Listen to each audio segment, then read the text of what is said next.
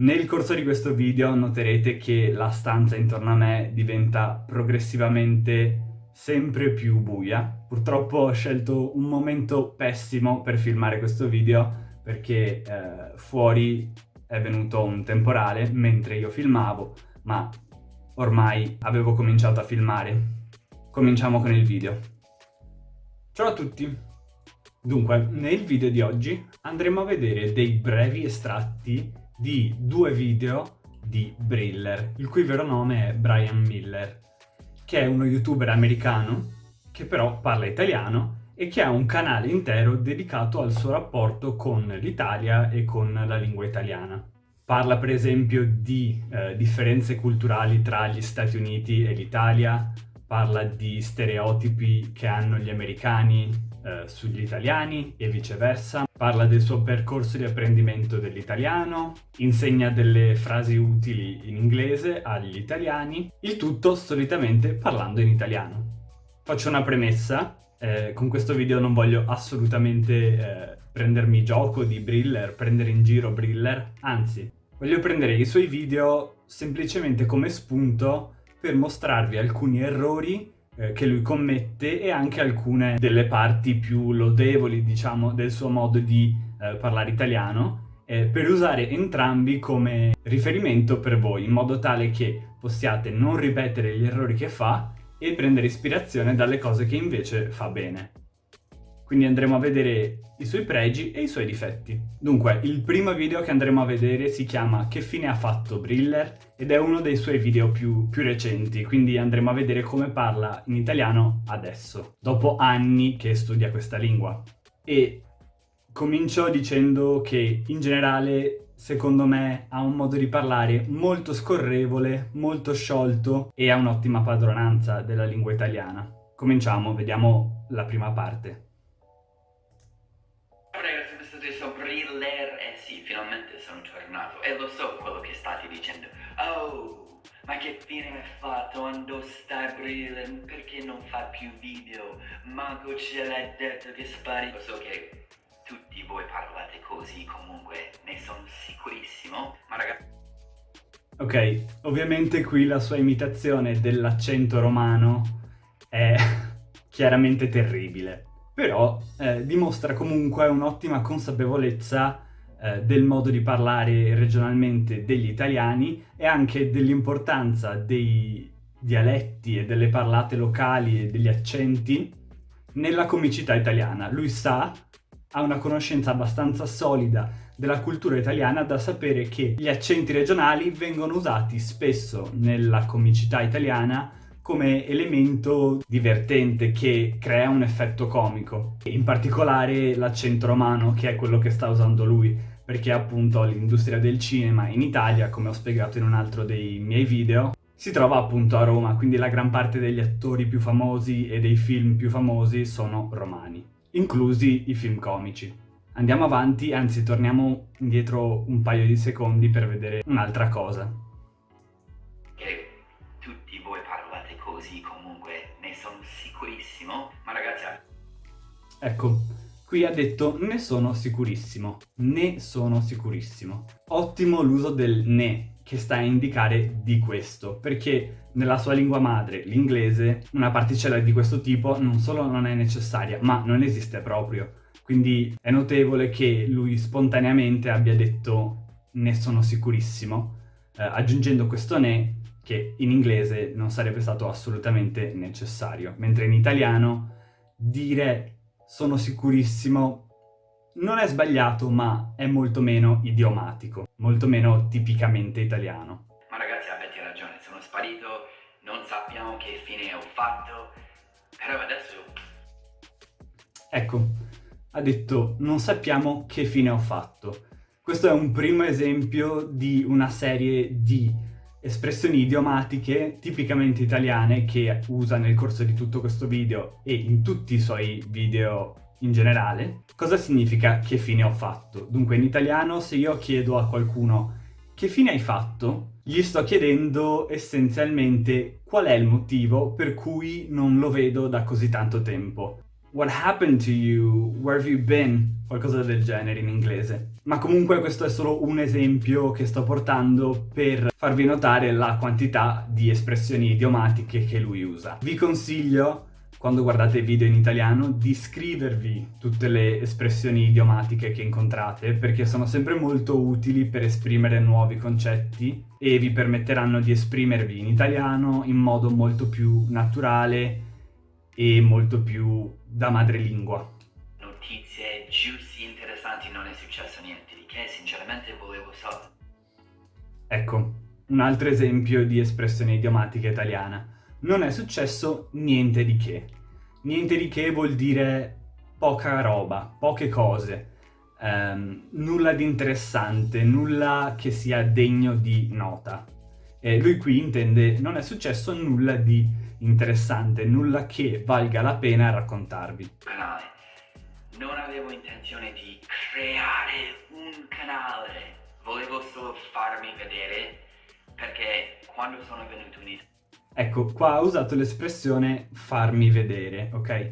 Farsi vedere, altra espressione idiomatica, ultimo esempio, ve lo prometto, significa mettersi in mostra, far vedere agli altri che siamo bravi, che siamo belli, che siamo abili a fare qualcosa. E lui in questo caso voleva appunto far vedere a tutti quanto lui fosse bravo a parlare italiano. He wanted to show off. Questo è il senso, to show off. Ok, passiamo un pochino alle cose negative allora.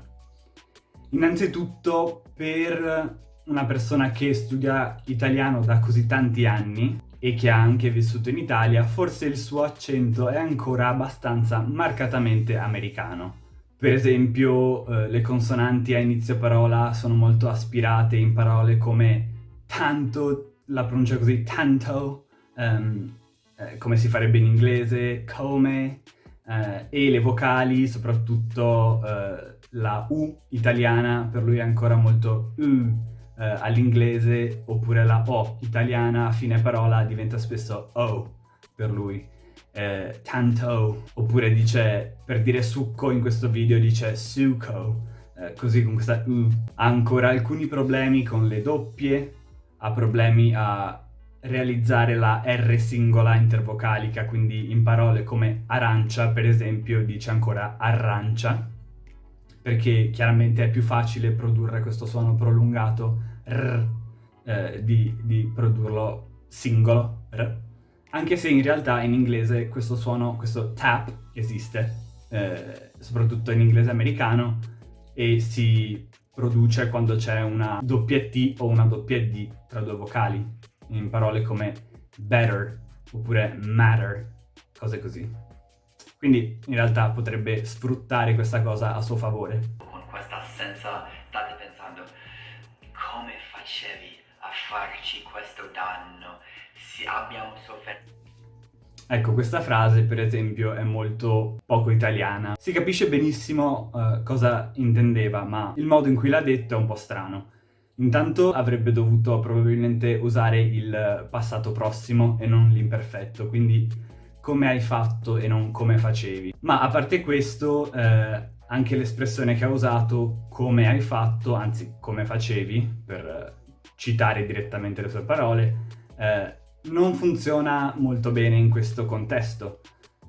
Come hai fatto a fare qualcosa, per esempio, come hai fatto a più infinito, è una costruzione che serve a chiedere il metodo che qualcuno ha usato per ottenere un certo risultato. Quindi solitamente non si usa in contesti come questo, in cui lui sta, diciamo, chiedendo una spiegazione da un punto di vista più morale, forse, una giustificazione. Sarebbe meglio dire come hai potuto farci questo e non farci questo danno, come ha detto lui, perché è un po' strano. Vi spiego, avete presente le arance? Mi sa di sì, se non hai mai assaggiato un'arancia.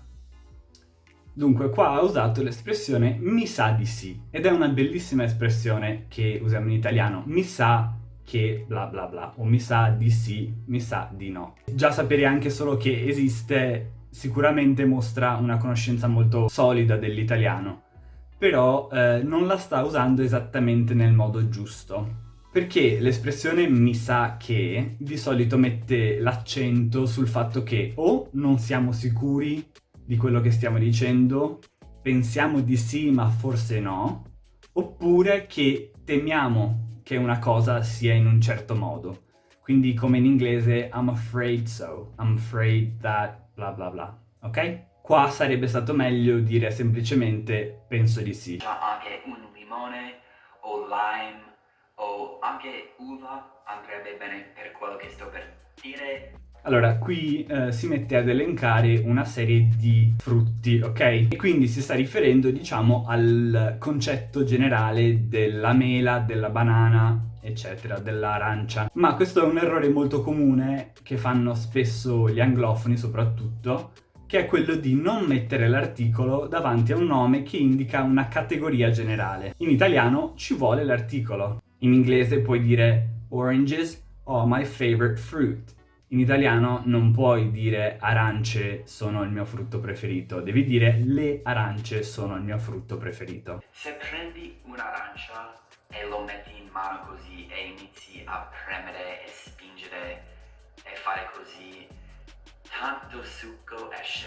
E se fai così ancora, tanto succo esce ancora. E se...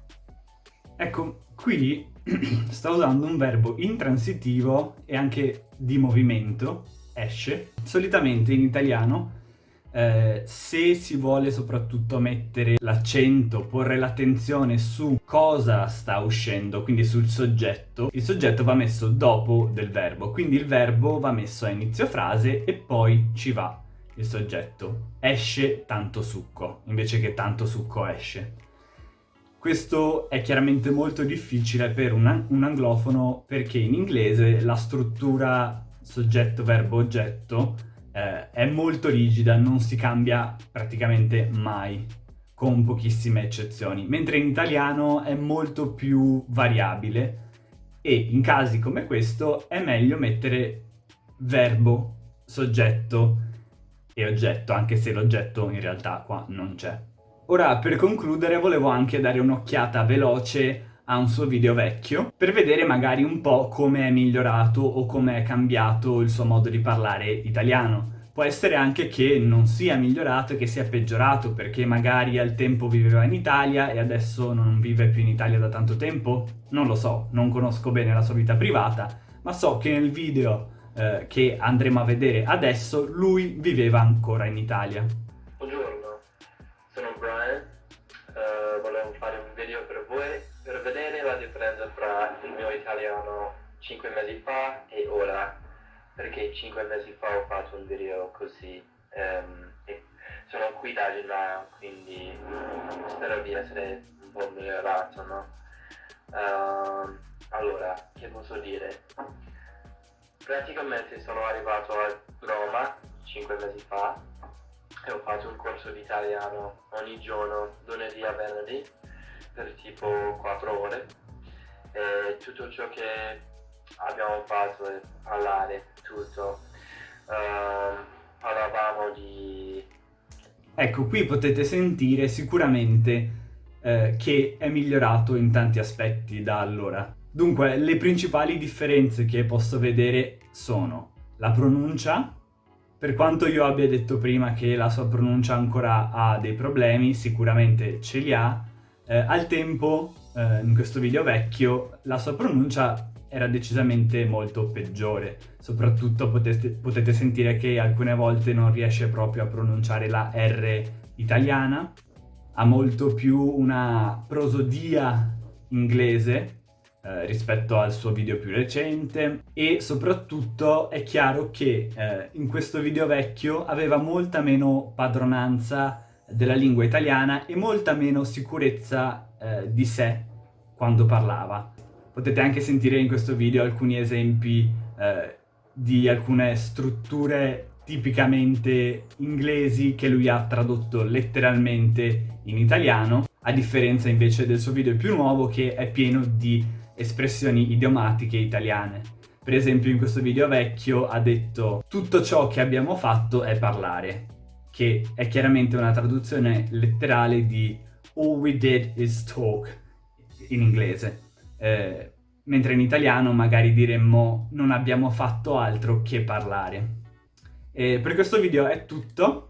Ancora una volta un sacco di stima per Briller da parte mia, perché parla italiano molto molto bene, e spero che se mai dovesse vedere questo video non se la prenda per i miei commenti e le mie critiche. Voi invece avete notato altri errori che Briller commette nel suo modo di parlare in italiano, o altre cose positive invece del suo modo di parlare italiano?